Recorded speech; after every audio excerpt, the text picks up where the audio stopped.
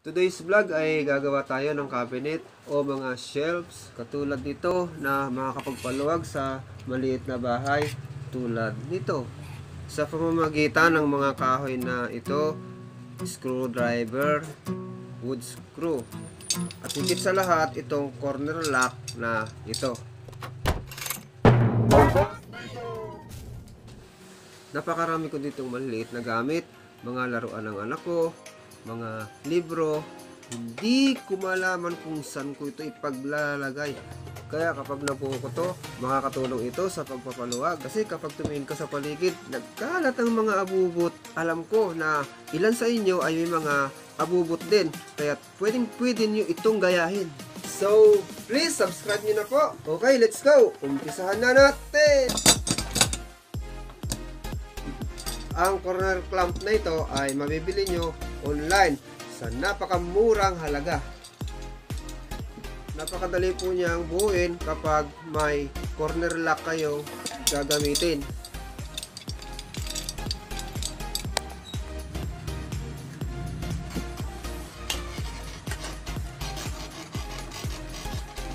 So, ganito lang po mga kaangkas kadali. At pag na-connect na po natin, pansamantala, tutornilyohan na po natin dito sa taas para tumibay.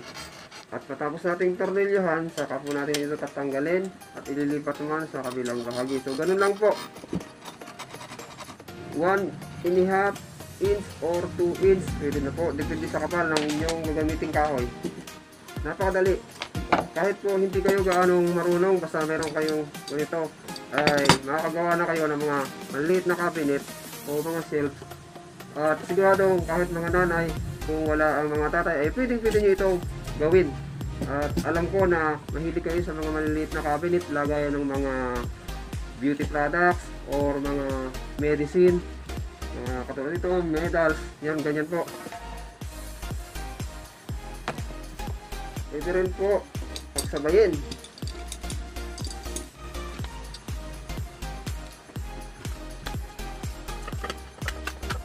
Ayan mga kaangkas, napakadali po mag-assemble ng maliliit na cabinet. Kapag meron po kayong corner lock, inuulit ko po, umorder lang kayo online. Napakaganda ng tools na to gamitin, hindi lang sa mga cabinet. Kung gagawa kayo ng mga kasamano ng bintana, pinto, o kahit ano pa mang ginagamitan ng mga plywood o mga maliliit na kahoy tulad dito.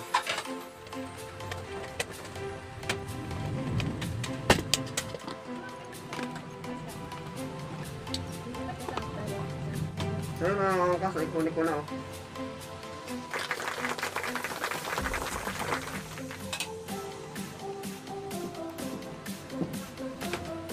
Napakaganda, di ba?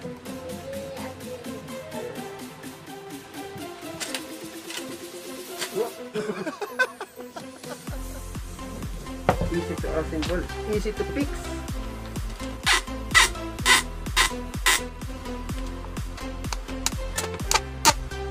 Pwede nyo butasan muna bago nyo ibaon yung screw.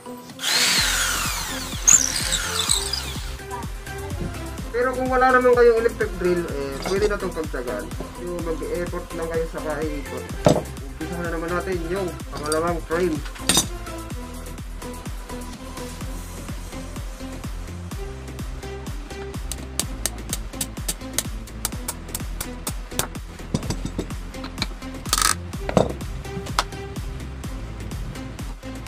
Yan mga kaangkas, meron na tayong dalawang frame.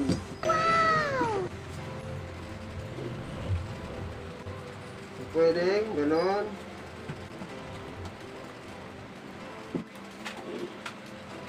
Galing, di ba?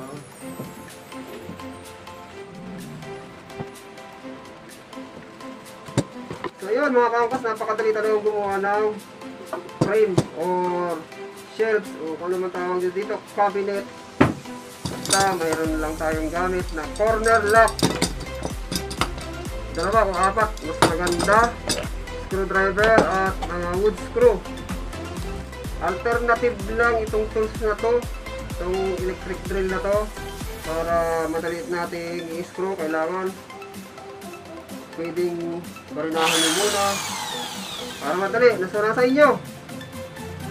So ayun, kakabit na natin yung nagawa natin maliit na cabinet. Lagayan ng mga gamot, pag nailagay mo sa pader. Diba?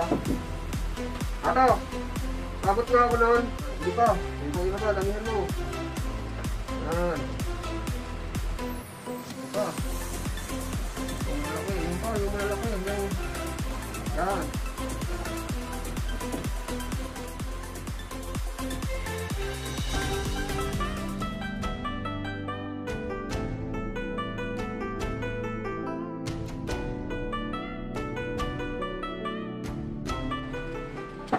Ayos, di ba?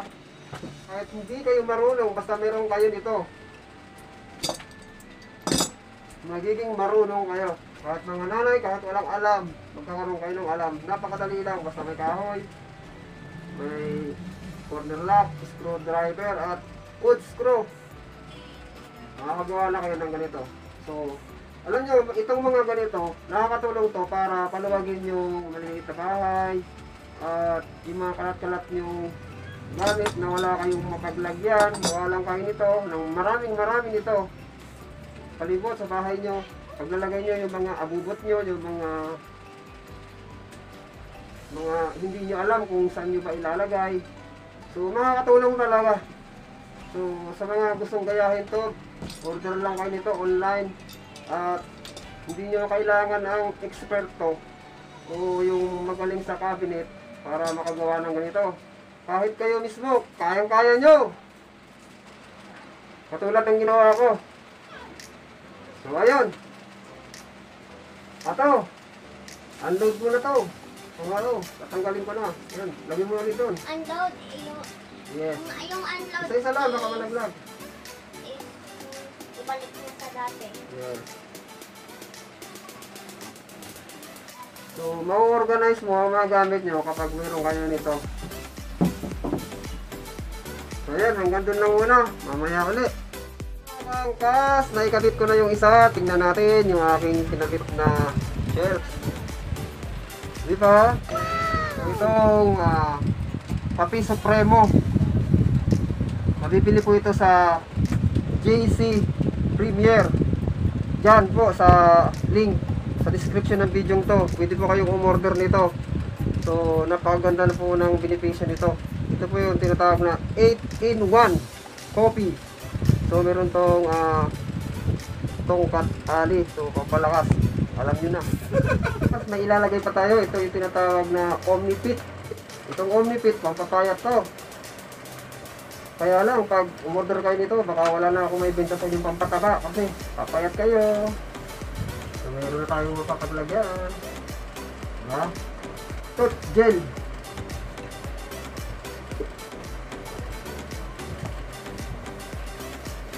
Ito yung tinatawag na